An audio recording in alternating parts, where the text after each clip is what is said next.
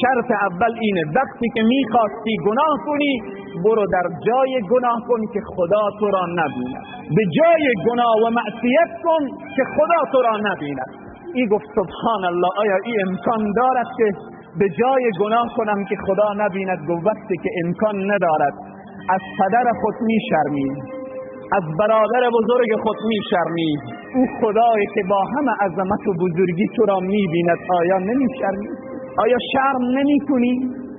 شرط دوم را بشنو، زمانی که گناه و معصیت برای تو آماده شد در جای گناه کن، در جای گناه کن که ملک خدا و زمین خدا نباشد.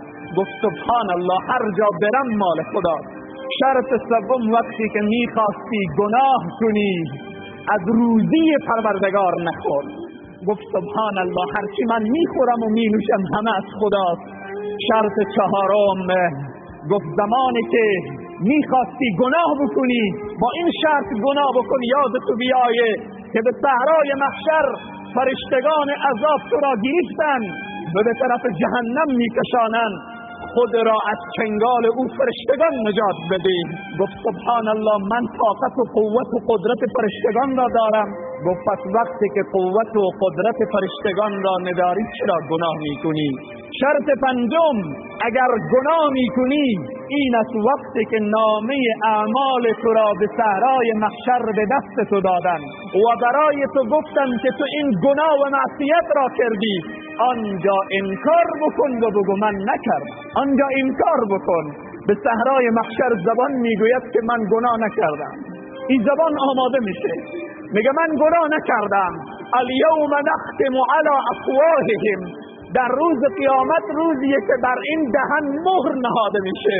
الیوم نختم علی افواههم و تکلمنا ایدیهم و تشهد ارجلهم. این دست شهادت میدهد که چنین گناهی نکردی. و تشهد ارجلهم، با شهادت میدهد که آیا چنین گناهی نکردی. الیوم نختم، امروز دهن حرف نمیزند.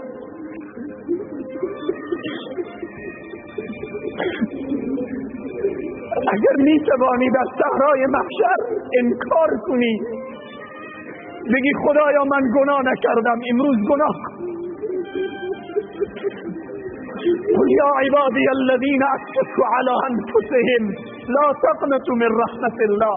همه ما گناهکاریم.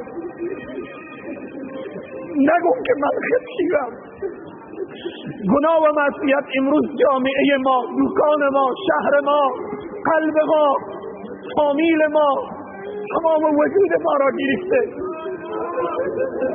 الیوم نختم علی افواههم و تکلمنا ایدیهم و تشهد ارجلهم بما كانوا یکسبون.